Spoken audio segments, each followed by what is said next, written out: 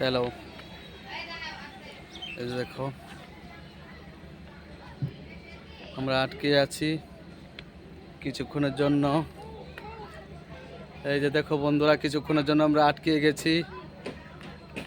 আমরা আগরতলা থেকে উদয়পুর যাব বন্ধুরা।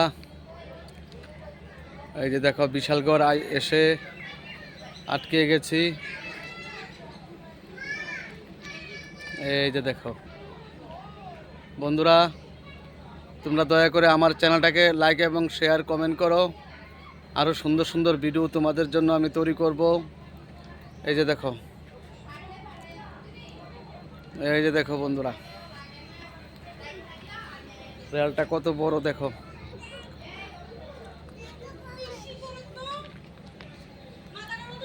এই যে দেখো বন্ধুরা,